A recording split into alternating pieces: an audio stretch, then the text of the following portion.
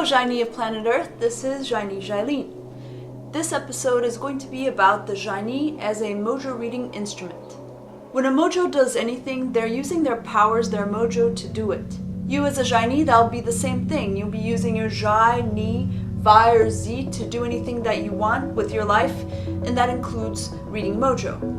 So when you think about mojo reading or any other activity, it's good to think about how will my powers help me do this. Your first power is Xai, and Xai helps in reading in several ways. One of them is that for 5th gear, you need to know about your state of being and bring that to some kind of attentive equilibrium, an equilibrium of spirit that can be hard to get to, and a lot of people don't even know where to get it at. The way you'll get that will be with Xai. You need to be at some sort of Xai equilibrium so that the emotional waves of someone you're reading don't throw you off. And the waves are not something that you can resist. You just have to be aware that your Xai is being impacted by them. And those that don't have conscious Xai or don't have Xai high up in their hierarchy of their mojo configuration, it can be hard for them or difficult for them because they don't know what's hitting them. And when you don't know what's hitting you, it can take your targeting sights off and you don't know why that is. And then you misread and you don't know why. Xai, because they're vulnerable, they recognize and feel those energetic impingements. That vulnerability gains them a strong power, which they can use in the mojo reading. When you're able to, as a Xai'nyy, figure out why the Xai is being hit in a certain way, and you're able to connect with your Xai, reacting to the energy from another human, in all sorts of nuanced tonal ways, that can be really powerful, nuanced way of getting someone's configuration, but also a lot more than that, also get their development, get their toxicity level and things like that. So quite a few aspects of mojo reading are made available to you as a Xai'nyy because you have Xai as one of your powers, and even more so your top power. Your second power is Ni. It's a very powerful interpretive ability. It's very good at cross-contextualizing, and when it comes to mojo reading, it's very useful. It's very useful with 4th gear, riffing. Ni is very good at connecting the faces that you've seen, the patterns that you've seen, and using them to get the correct answer in the current case by cross-contextualizing with all the cases that you've seen before. That's an activity that some find easier than others, and Xai'nyy tend to find it relatively easier and stronger for them since it is their second power.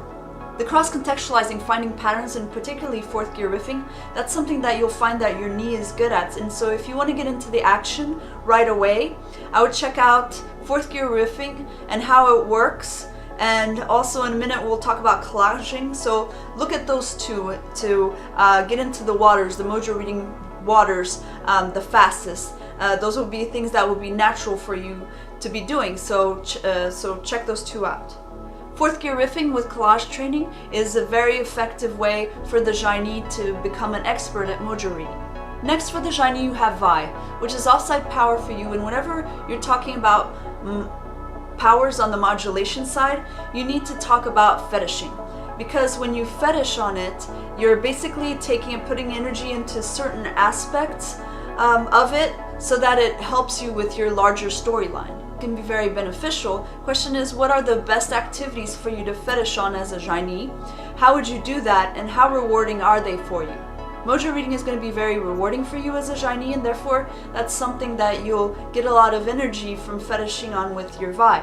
Vi will never be easy for you. It will always be energetically costly, but you can set it up in a certain way and focus on certain aspects of it so that your peak pathway, that go along with your peak pathway, so that your peak pathway would give you a lot of energy for those specific things that you're fetishing your Z on, and you can use it to reward your greatest storyline and figure out the nuances of something that would be energizing for you in your peak pathway would be figuring out the nuances of what makes people tick, their human design. That's very much something that feeds the higher powers of the Xai'nyy. So you would set it up by setting up your task as something that would feed your higher powers, and set it up, from Xai to Ni to Vi to then to Z.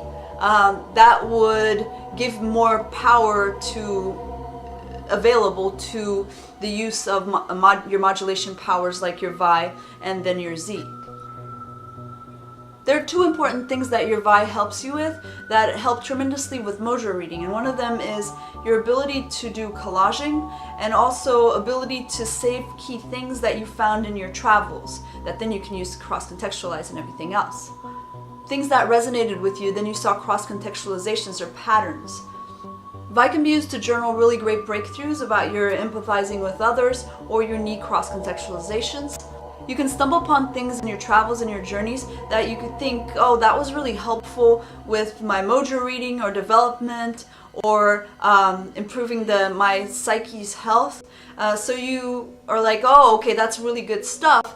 So a good thing is to like log it in your journal. That's a really helpful way to have it there, those key important things that then you can come back to and be like, oh, you know what, that's right, you know, that was a great thing to remember. And then like it connects to all these other Vi nuggets, you know, key points that you had in there in your Vi, and you'll cross contextualize them with your knee. So like it really makes your